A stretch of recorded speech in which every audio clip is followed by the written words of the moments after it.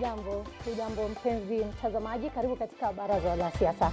Kumbuka leo ni siku ambayo tunataka kujadili baadhi ya matukio ambayo yaliweza ya habari wiki hii katika ulingo wa siasa. Studioni tunaye David Oyola ambaye amekaa upande ule mwisho kabisa.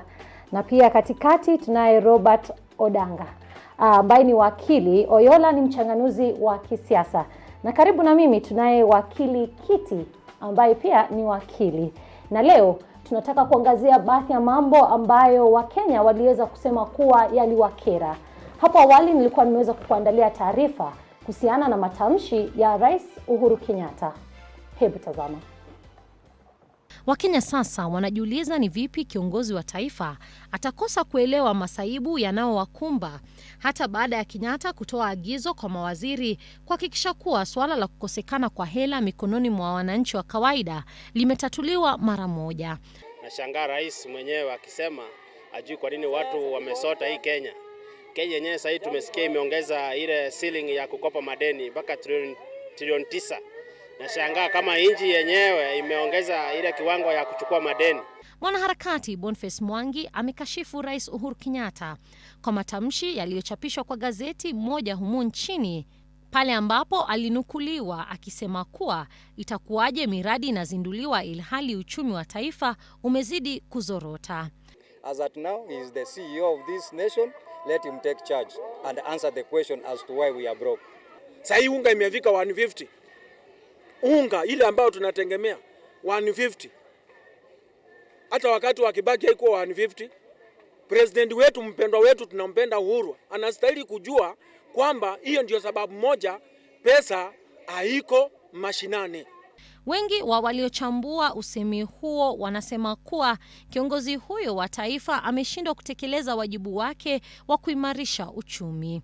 Katika pilika zetu kutafuta maoni ya watu kuhusiana na matamshi yale, mambo yalikuwa sawa na yalivyokuwa mtandaoni. There are some few people wale wanakaa na pesa, wanaitwa kwa lugha ya mtaani mambwenyenye. Hawa ndio wamekaa tu na pesa. Sisi pesa isacirculate kwa mwananchi. Nakumbuka akiwa finance minister aliulizangwa na journalist bei ya mkate. Uhuru hata hakuwa anajua reality. Hiyo siku mkate ilikuwa inatoka 50 bob na yeye alisema I think it's just around 200 shillings. So what do you expect? I don't agree with the president at all. Hata hivyo, Rais Kenyatta ameagiza wizara tofauti kuhakikisha kuwa Wakenya wanaosambaza na kuuzia bidhaa serikali wanalipwa mapema ili kuhakikisha kuwa kuna mzunguko mzuri wa hela nchini. Reality yake na reality yetu ni tofauti sana. Hajawahi lala njaa miaka yake yote. Ni swala ambalo limeibua hisia tofauti, si kwa Wakenya walio mtandaoni peke yake, bali Wakenya kutoka maeneo yote. Wengi wakitaka Rais Uhuru Kenyatta kuwajibika, kwani wanadai kuwa hali ni mbaya. Salome Mwirore, TV47 Nairobi. Bila shaka hiyo taarifa nilikuwa nimeweza kuiandaa hapo awali pale ambapo Wakenya walikuwa wamesema kuwa wamekerwa na matamshi yake Uhuru Kenyatta. Lakini labda tuanze nawe wakili. Labda rais ajui bila shaka. Labda haelewi, na mtazamo wako kuhusiana na hili ni upi?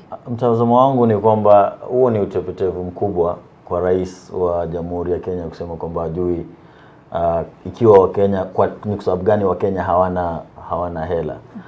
Kama rais wewe ndo mkurugenzi mkubwa wa kampuni inaitwa Kenya. Ikiwa hujui kama kampuni yako iko na hela au haina, then inaonyesha haufanyi kazi yako ipasavyo. Lakini kuna uwezekano kwamba rais alitamka matamshi hayo akifikiria jambo lingine. Kwa sababu maybe alikuwa naona kwa nini kusikue na hela ilhali mimi kama mkurugenzi mkuu nimeweka mikakati fulani ambayo inapaswa ihakikishe kwamba hela inatambaa nchini Kenya. So kuna uwezekano kwamba matamshi hayo si jinsi yanavyoangaliwa na Wakenya, lakini pia ni utepetevu mkubwa kama rais kutojua ikiwa nchi iko na pesa au la, na kwa sababu gani watu hawana pesa nchini. Na labda Robert, bila shaka alivyosema Rais Kenyatta alikuwa ameuliza kuwa kuna mikakati, kuna baadhi ya vitu ambazo nimeweza kuzindua, mbona hela haziwafikii Wakenya wa kawaida? Rais ni manager wa sehemu tofauti za serikali. Kwa hivyo rais akiuliza kwa nini Wakenya hawana hela, rais alikuwa anauliza wafanyikazi wake wenyewe. Nimewapa kazi, nimewapa jukumu la ya kutatua shida tofauti za Wakenya. Kila mtu ako na section yake yenye amesimamia. Anauliza, mnafanya kazi yenu kweli ama kazi yenu ni kuiba pesa za serikali? Nikiangalia vizuri, rais alikuwa na washutumu wale wafanyikazi wake, lakini of course ukiangalia Wakenya ama wananchi, I think amechukuliwa out of context. Yes. Lakini Oyola labda alisema kuwa nataka kujua kwa nini Wakenya hawana pesa, na mbunge wa Bahati Kimani Ngunjiri alisema kuwa basi vunja bunge kama watu wafanyikazi, watu waende nyumbani, Wakenya wachaguane tena. Labda mtazamo wako. Kwanza nataka kubaliana na mandugu zangu hapa kuwa ni utepetevu mkuu kwa rais wa Kenya, wa Jamhuri ya Kenya, kusema kuwa Wakenya hawana pesa. In fact, that is laziness unmeasured. It is so offensive kusikia statement kama hii kutoka kwa rais. Inaweza toka kwa mtu yote huko mtaani, lakini sio rais wa Kenya. But again, tuangalie issue iko wapi exactly. Kwa nini Wakenya hawana pesa? The president was also right in the statement that he said. Na shida kubwa ambayo rais ako nayo katika serikali yake, alileta a lot of private sector, watu wa private sector into public service. Socialization ama vile mtu amekuwa akifanya kazi yake throughout his years, wa private sector na wa public sector ni tofauti. Ule mwenye anatoka kwa private sector anakuwa driven na profit, kutengeneza pesa, na ule wa public ana deliver services to the people. So alipochukua cabinet yake akaweka wale watu wa private sector, ni watu walikuwa walienda pale kuendeleza biashara, because mentality yao bado ni ile ya kibiashara, sio ya public service. Na ndio maana unaona kama kuwa tunatumia pesa mingi, tuko na budget ya 3 trillion, sasa nilisikia wanataka kuongeza to 3.13 trillion. Na unapata pesa, there's a lot of budget, lakini pesa bado iko kwa economy. Issue ni economic model yenye tuko nayo. Lakini kitu ningependa kusema swali mzuri yenye rafiki yangu amesema. Kwa nini Wakenya wana pesa? Why is the economy doing so bad? And the reason is this. Unakumbuka ile interest cap rate yenye ilikuwa imeletwa? Interest cap rate was meant to cure affordability ya loan. Mtu kama mimi, wewe, tunaweza enda benki tupatiwe loan, lakini ulipata ya kwamba interest ilikuwa juu sana. Sasa Wakenya wangeweza chukua zile hela. Sasa wenye interest cap rate ilikuja, ilipunguza mpaka 14% or 14, 13, 12 thereof. So kitu ilifanyika ya kwamba ni benki ilikataa kupatia SMEs pesa. Sasa biashara ndogo venye wangeweza pata pesa, kupata chochote, inamaanisha kwamba wengi hawangeweza kuwa wakifanya kazi. So watu wanapoteza kazi zao, people are unable to work and all. So unapata kwamba watu wengi wanakaa mtaani bila pesa, bila hela. Lakini kwa jambo hilo ambalo umelisema, yes, bila shaka wakati ambapo rais alikuwa amepiga sahihi mapema hapo awali, alikuwa ananuia kuwa Wakenya watafaidika. Lakini mbona benki zisiadhibiwe, kwa vile benki sasa wamerudisha ada ya juu, kwa vile sasa wao wataweza kupata profits za juu zaidi? Mbona serikali isibaki na mwananchi, na mbona sasa ikamsaidia ama ikawasaidia wale ambao wanamiliki benki nchini, ambao kila mtu anajua ni akina nani? Of course ukiangalia hiyo maneno, mimi kwa analysis yangu vizuri yenye nimeangalia maneno kwa undani kabisa, ningependa kusema interest cap rate has failed by design. It is failed by design, of course. And the thing is, Uhuru, the government as it is, ilikuwa kwa position yenye haijui, wacha tu tuseme haijui chenye ya kufanya. Uhuru alishindwa chenye ya kufanya as it is, na watu wake wote wenye mfanyia kazi walishindwa chenye wa kufanya. What I can say is Uhuru has become a toothless president. He's a president that cannot be able to exercise powers zake vizuri. Ukiangalia constitution ambayo tulipitisha 2010 inapatia Uhuru uwezo mingi sana ya kuweza kubadilisha nchi. Lakini kitu moja ningependa kuuliza ni legacy yake itakuwa nini akitoka uongozini? Labda wakili, unakubaliana naye Rais Kenyatta hana nguvu, lakini pia ameonekana hadharani akisema nitafanya nini, nifanye nini, sina uwezo. Nadhani kwa upande mkubwa Rais Kenyatta mwenyewe anatamani kufanya kazi, anatamani kushikana na wananchi, anatamani kuja na sera ambazo zinanufaisha wananchi, lakini wale watu ambao wanafanya kazi na wao wanamwangusha pakubwa. Tukizungumzia kama hiyo issue ya interest cap ya watu kuboro, rais alikuwa ameleta hiyo sheria ili mwananchi asiumie, kwamba mwananchi apate loan kwa inaitwa nini, interest nafuu. Lakini hakuangalia the bigger picture. Yeye alikuwa anataka aside na mwananchi, lakini benki zenyewe zinasema sasa sisi mkitufinyilia hivi tutatengeneza hela. Kwa hivyo kwa upande mkubwa uongozi wa Rais Uhuru Kenyatta umekuwa kwamba mimi nataka nifanye, lakini siwezi kufanya peke yangu bila kuwa na timu ambayo inanisupport.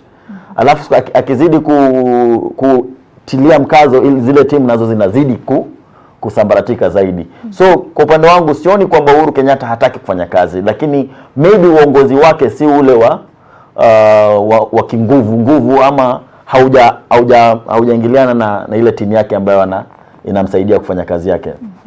Labda David, unaweza tueleza, unapoangalia jinsi anavyosema, juzi tumempata Moses Kuria ambaye ni mbunge ambaye anawakilisha Rais Kenyatta, akisema kuwa sisi kama wabunge tumewalagai wa Kenya.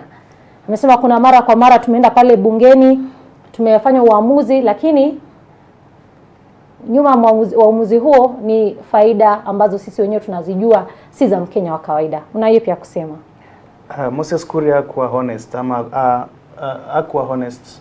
In fact, mingi ningekuwa Moses Kuria, the first thing ningefanya ni kuresign to show my disagree na hiyo kitu yake ambayo alikuwa anajaribu kusema, because he did not resign. But the moment interest cap rate ilipunguzwa to 14 at a ceiling of 14, banks zika hold money from SMEs. Sasa wapatie wanabiashara ndogo ndogo pesa ya kufanya biashara, which means money cannot percolate in the economy. Ikafungua another floodgate of Shylocks in the name of Tala, in the name of all those things. Now these small services, small lending services kama Tala na hizo zingine zinapigia hata watu wako walishakufa simu ati kuna deni. Ikaweka watu kwa deni. So majority of people walienda wakaangalia avenue gani ya kupata pesa. They rushed into Shylocks with an interest of 30%. Wakashindwa kurudisha those money. They were listed at CRB. You become credit worthless. So unapata mtu anakuwa na biashara, he needs capitation kuendelea na biashara yake expand.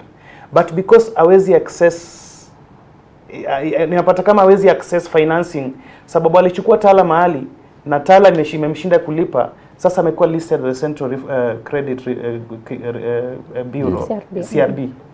And that is the big problem.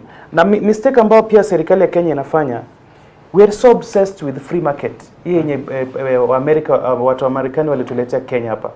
A free market economy ambayo una make sure that the whole economy, even strategic departments, una privatize.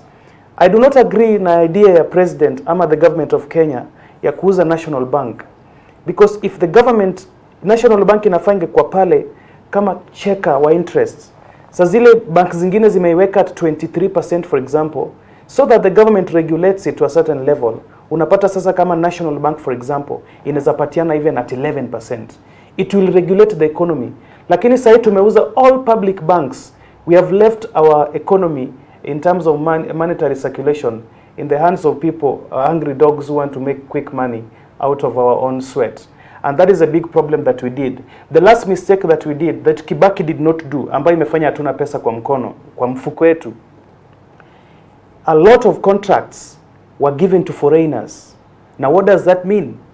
Unachukua pesa kwa mfuko yako, unapatia foreigner, anachukua anapeleka China. It means that the money that you took from my pocket does not come back to circulate back in the economy. So inaenda ina circulate China. Because a lot of contracts, almost all major contracts that have got huge monetary weight, zote zinaenda. So we have a lot of capital flight that leaves our economy and does not come back to circulate. Now those are some of the things that has made our economy be where it is today. Labda kidogo kwanza tuweze kuangalia baadhi ya taarifa ambayo tulikuwa tumeweza kuandalia leo, pale ambapo tuliweza kupata mwakilishi wa kaunti ya Garissa akimtukana Raila Odinga. Hebu mwelekezi wangu aweze kuchezea video hiyo. Mimi ni mmoja wao ambaye wamepikwa. Mama mjamzito mwezi 8, mwanaume anampiga kakimaji. Bila inasema hivyo. Si baharati, si binadamu. Si baharati, ni sheitani. Sheitani ashindwe. Sheitani ashindwe. Na huyu mzee anaitwa baba, sijui yeye ni baba ya nani. Huyu mzee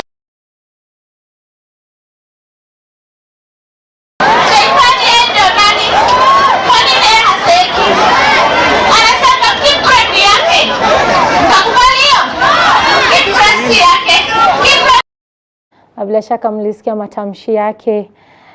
Kwanza kabisa wanawake ni wachache ambao wameweza kuchaguliwa, lakini tunapopata wanawake wakaweza kujibizana ama kutukana na, kwa vile aliposema maneno hayo aliweza kurudishiwa usemi ambao haukuwa mzuri na Miliot hapo, ambaye alimwambia acha kuenda ukionja wanaume. Na pia katika kipindi hicho bado tuliona Anne Waiguru akiongeleshwa vibaya na women rep wa Laikipia, ambaye aliweza kumwambia aende, amefanya harusi, aende kwanza apate mtoto. Unapopata wanawake ambao kwanza hawajaweza kupata nafasi sawa na wanaume na idadi yao ni kidogo, haswa katika hata wakilishaji, wanazozana, wanapigana, mnasoma nini? Kwanza kabisa nimehuzunika sana kama mwana Kenya, kama patriotic citizen, kama mpigaji kura, nikisikiza matamshi haya sana kitoka kwa mtu ambaye tunaita mama yetu. Kwanza unajua kabisa women as they are, or mothers, are very important to the society. They're very powerful individuals, extremely powerful than men kwa njia mingi sana. But ukiona wanawake wenyewe ni adui kwa wanawake wenzao. Ukiona wanawake wenyewe ni wale wenye they're jealous of other people, developing and progressing in a certain way. So kwa hii matamshi na venye pia tunataka tukue na 50% representation between sexes. Kama hivyo ndio watu watakuwa hayo matamshi, kwa sababu unajua ukienda pale bugeni saa zingine temperatures zinapanda za arguments hapa na pale, kwa sababu watu wana argue juu agendas and all that. Is that the way they'll behave themselves in parliament? That is a very bad move. And nikiassociate hii kitu na kitu ambayo rafiki yangu alisema hapo mbeleni kuhusu Moses Kuria. Moses Kuria pamoja na huyu wenye wanajibizana, these people should not be part of our parliament. In fact, we have the worst parliament in the history of Kenya. We have jokers, we have field musicians, we have people who are there to just, for publicity and clout. So as it is, mimi ningesema hivi. Kwanza kwa matamshi ya Moses Kuria yenyewe, that is enough to dissolve parliament. Is kwa sheria wakili pia ananiambia is a key witness. He can be used as a key witness that every single member of parliament in that house has been part of cooking books, and doing that against a government is a republic is treason. And treason inamaanisha hakuna mbunge hata mmoja kwa hiyo parliament mwenye ana meet the requirements of chapter 4 of the constitution integrity.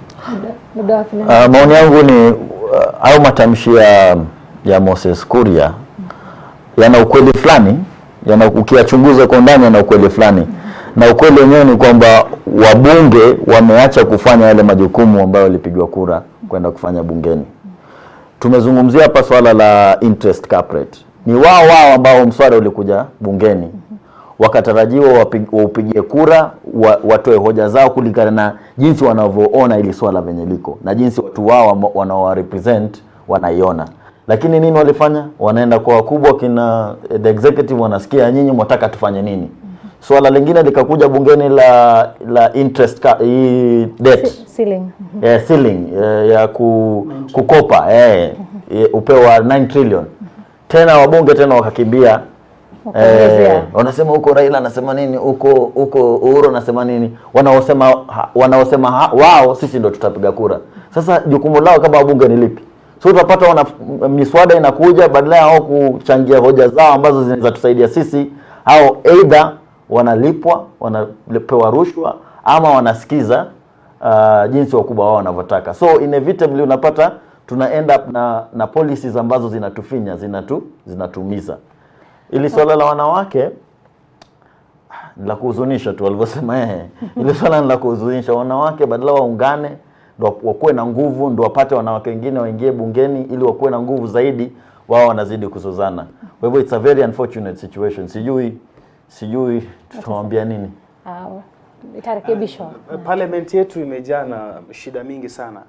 We have a National Assembly that is full of obtainers, conmen, thieves. People do not even know why they are there. Some of them walikuwa ni wachungaji kondoo, ngamia, wengine walikuwa wanatengeneza chang'aa huko. Wamekuja tu na wajui kazi ya parliament ni nini. Wakati tulikuwa tunatengeneza constitution yetu ya 2010, tuliazamia we anticipated a situation where parliament was supposed to be the opposition to the executive. That is why there was no seat ya opposition in the setup ya governance yetu structure ya Kenya, because parliament ndio ilikuwa inafaa ikuwe opposition. But now we only have sycophants and we have errant boys running the National Assembly, which is a key institution in the democracy of our country.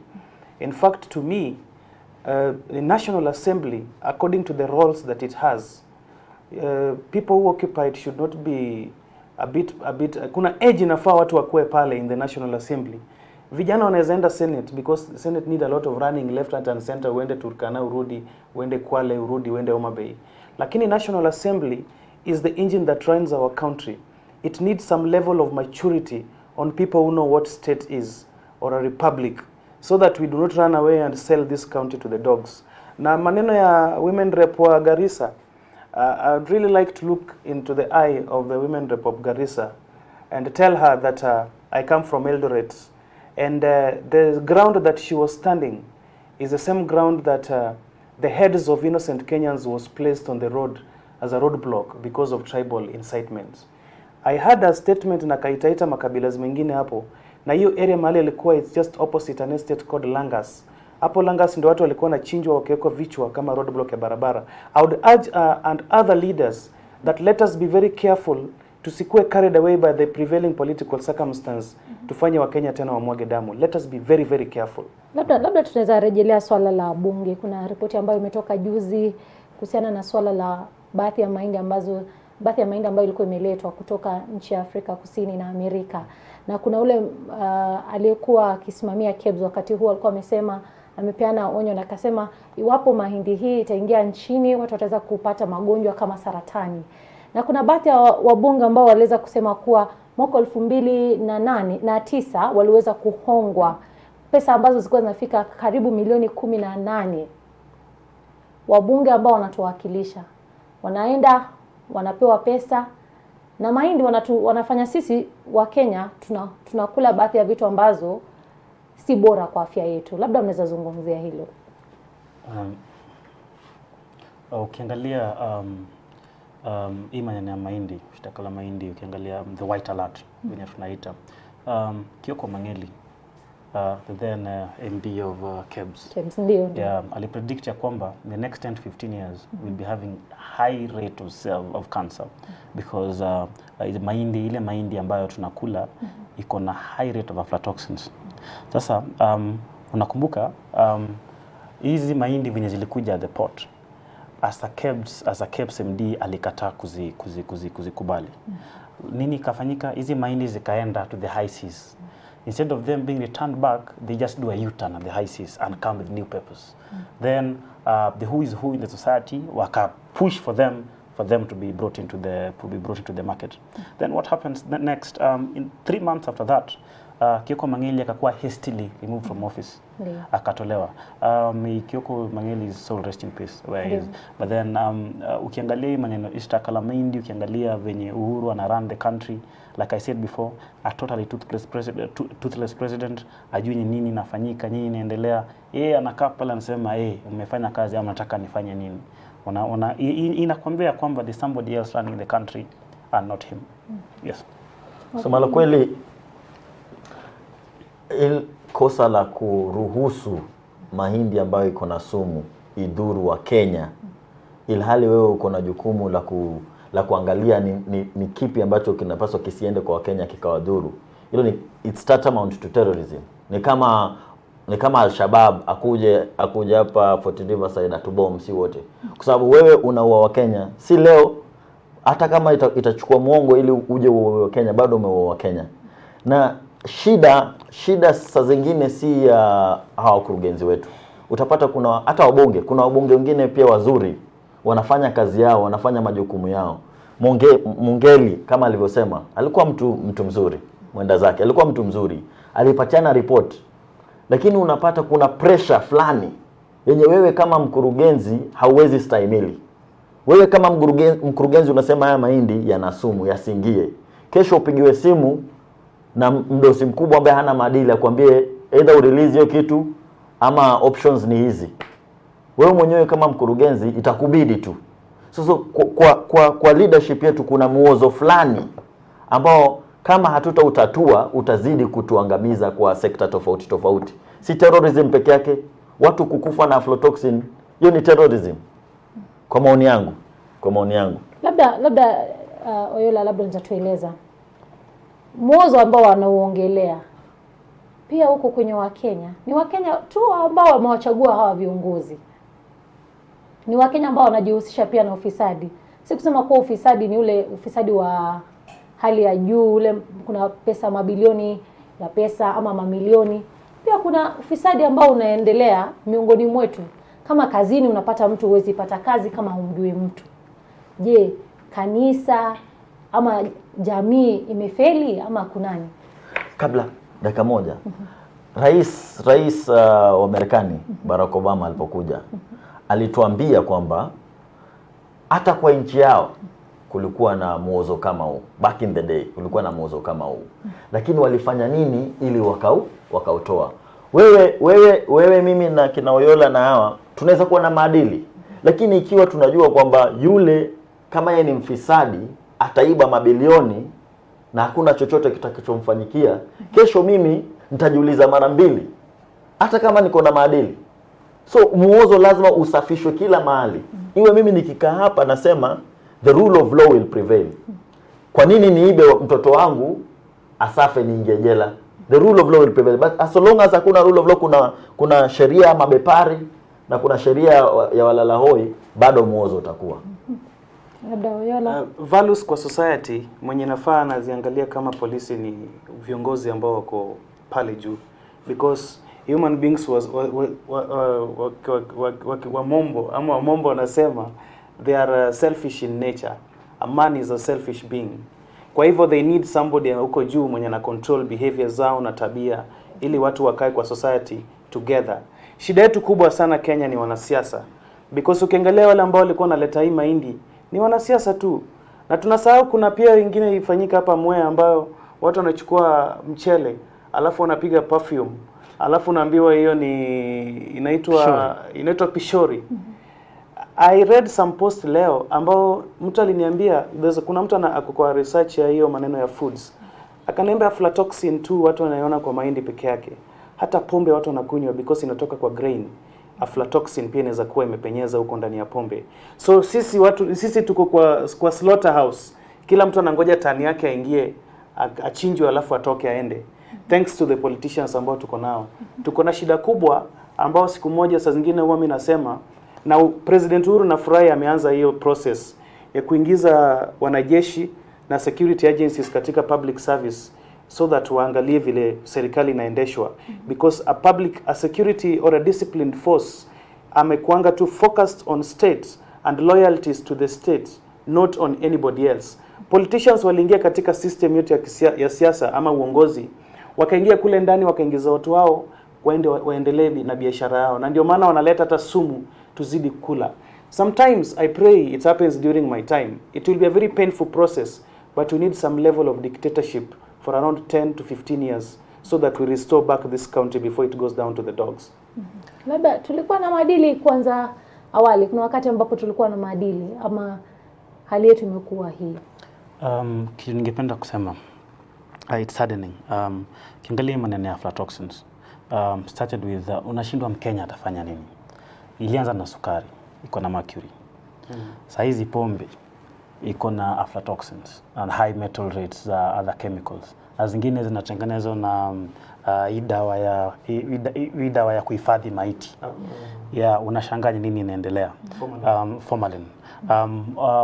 Tukitoka hapo saa hizi tena tuko kwa unga. Kutoka kwa unga unasikia nyama, pia kulikuwa na red alert. Apart from hiyo, ukienda kusafiri barabarani unafaa upatie polisi hongo, ama umepanda gari aina speed governor, gari iko roadworthy, utakufa huko.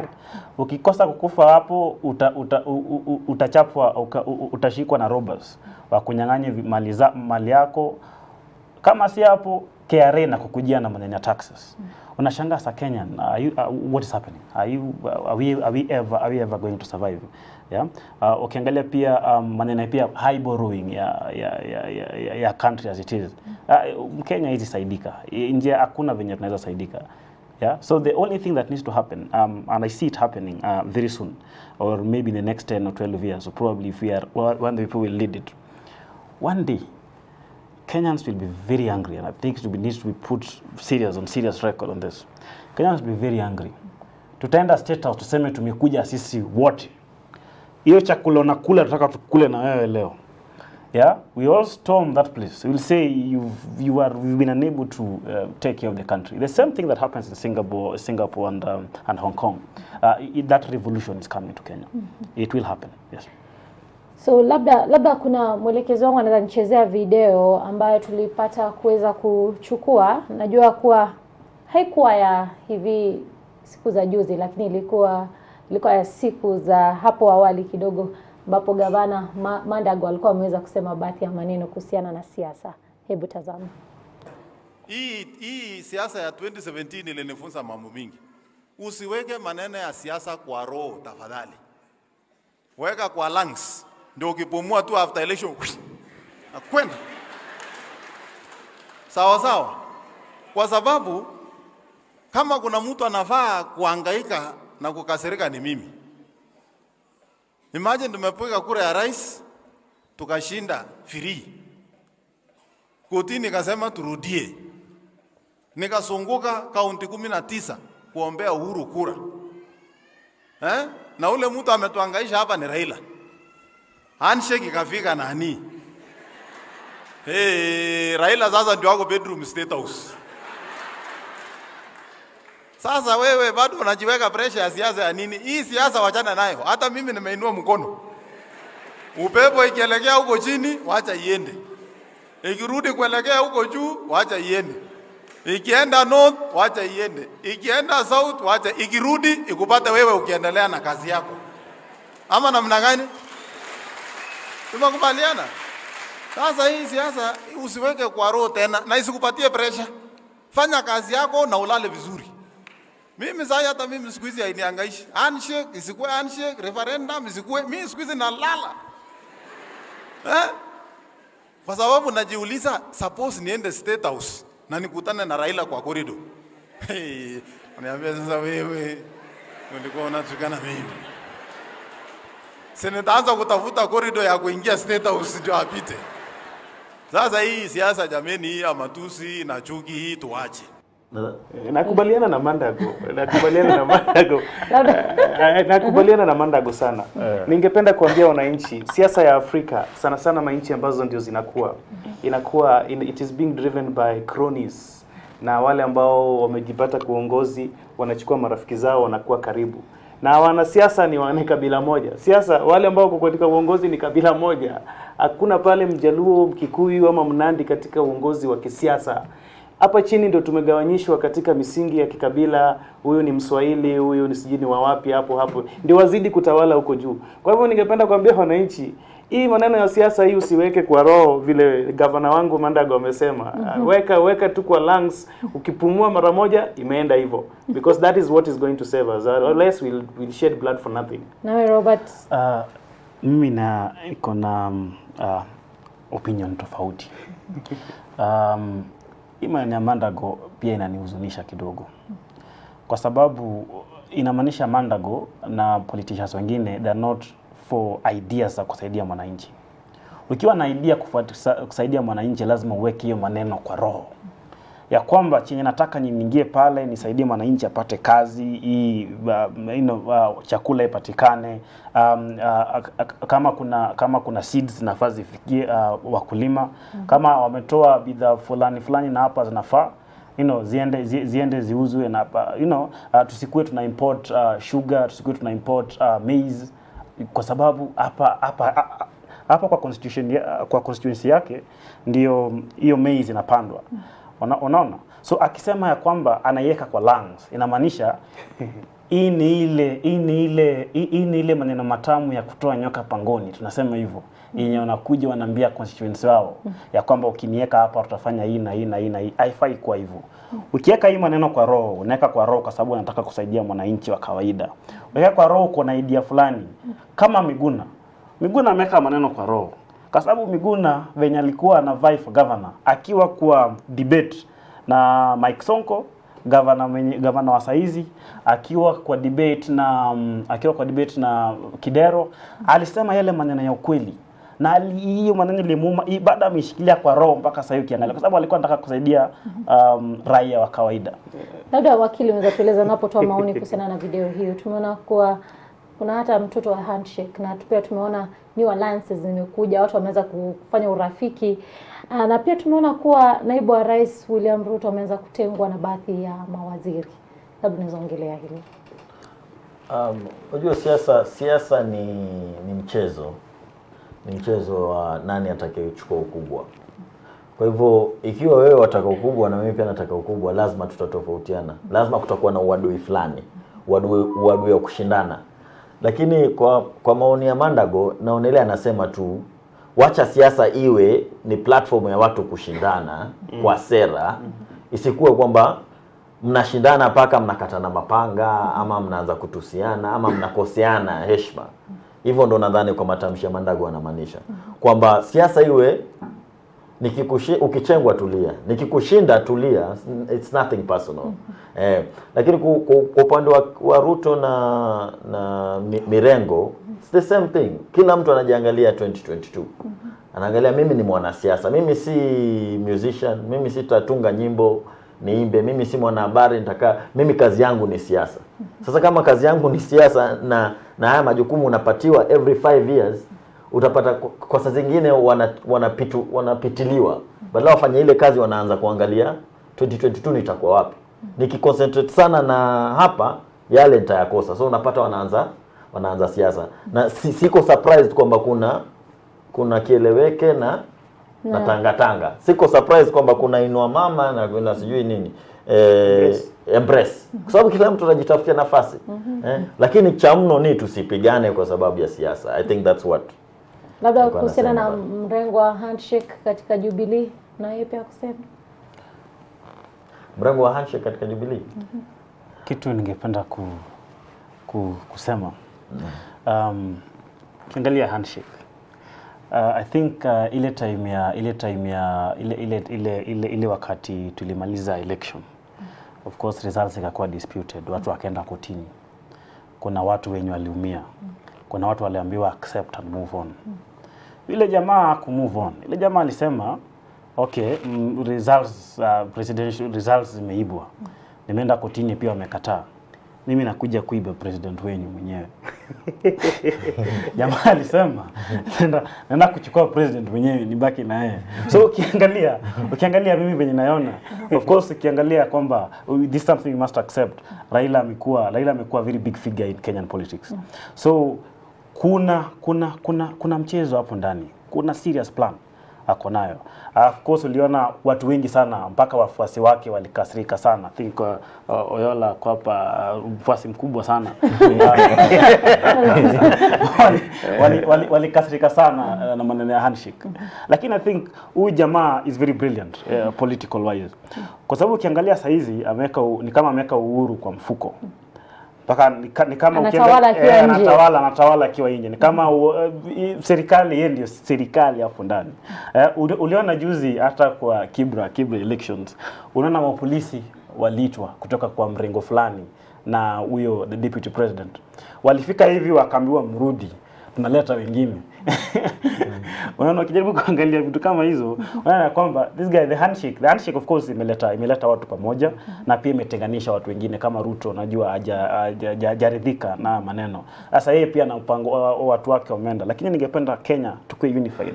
Tuone ya kwamba as much as kuna politics, wenye tumesema pia tusiweke kwa roho, as much as kuna politics, sisi wenyewe tuko hii ligi yetu ya katikati. Tujilete pamoja, tukue united, tuachane na hii maneno ya I hope pia tutadiscuss hiyo maneno ya borrowing ya kutoka nje na GDP. Uone ya kwamba hiyo ndio maneno zimeletwa na handshake na tuone venye tunaweza zitatua ndio serikali iweze kusaidia mwananchi. Labda Oyola ambaye ni mfuasi mkubwa wa Raila Odinga, labda zatueleza sasa, Raila alikuwa wa kwanza kabisa walipokuwa wakitaka kumngatua Anne Waiguru. Sasa marafiki wakubwa kabisa. Labda unaweza tueleza. Serikali ni serikali. Na ukiangalia katika uongozi wa nchi yoyote, si Kenya peke yake. Ni ngumu sana upate mtu kama naibu ana rise to the position of president. Examples are very limited. Unless wamechukua through coup ama revolution, ndio na manaibu wa rais wao wana rise to that level. So ukiangalia what happens after handshake, serikali ya 2022 already wameshaanza kutengeneza, because succession politics inaanzaga immediately. In fact even way before inaanzaga immediately, and unfortunately ndugu yetu deputy president amejipata kona fulani ambayo is very unfamiliar with, though alikuwa na hopes mingi. In fact kulingana na the laws, tunaambiwa kwa muda hauko nasi, tia maoni yako ya mwisho. Okay. Tukimaliza. Kulingana na the by election ya Kibra na vile tumeona naibu rais akilia Twitter, ni kama hiyo kitu imemwingilia ndani kabisa, and I would like to advise the deputy president siweke siasa kwa roho, aweke kwa kifua vile governor wake alimuadvise. Politics is a game of interests na ina change all the time. Kuna watu sahi wako naye because of interest and another one on the other side of the interest, but most of that is important to Kenyans is that vile ndugu yangu amesema hapa, siasa ni mchezo ambayo inachezwa na wachache, the some elites ambao wanaicheza. Tusichukue tu personal until tuanze kuleta shida katika mitaa na vijiji ambao tunaishi. Labda Robert, maoni yako ya mwisho? Maoni yangu ya mwisho, singependa kutoka hapa bila kuongea maneno ya inflation, GDP. Currently our debt to GDP ratio iko at 63%. A year ago ilikuwa at 58%. I think serikali imejaribu sana ikuwe at 50%. Okay, ukiangalia hii maneno ya kwamba mimi kwa maoni yangu kukopa si mbaya. When you borrow you create wealth. When you create wealth you can able to develop projects zenye zinaweza ingiza pesa kwa mfuko ya mwananchi wa kawaida. Lakini shida imekuwa ni shida moja, the quality of the loan. Uwezi enda ukope loan ya kwamba yenye utalipa within 3 years ama yenye utalipa within 2 years. As a country tunaweza enda to borrow pesa yenye tunaweza lipa within 50 or 60 years. Then ukuje uanze kufanya nayo maendeleo. Kuna economic return na kuna financial return. Ukienda ujenge barabara, of course utapata pesa kwa kujenga barabara, lakini uta expand economy. Kuna watu watajenga, kuna ma industries zitaanzika, zinaweza anzishwa. Ukienda ulete SGR, of course utapata financial return. Lakini SGR when ulienda ukakopa hii pesa, why was it a short term loan? Should have been a long term loan. We can borrow up to 100% of our GDP, lakini issue ni loan aina gani? Bila shaka. Maoni yangu ya mwisho ni kumsihi tu Rais Uhuru Kenyatta. Kuna malalamishi mengi kuhusiana na uongozi wake na jinsi hii nchi inaenda. Yeye mwenyewe anapaswa makinike.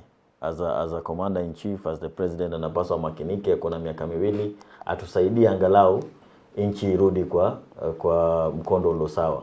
Na kwa sababu alisema hajui ni kwa nini Wakenya hawana hela, pia atuambie pindi atakapopata hilo jawabu ni kwa nini Wakenya hawana hela, akuje mbele atupatie national address, atuambie sasa hii ndio ilikuwa sababu na ni kwa sababu ya hii na hii na hii.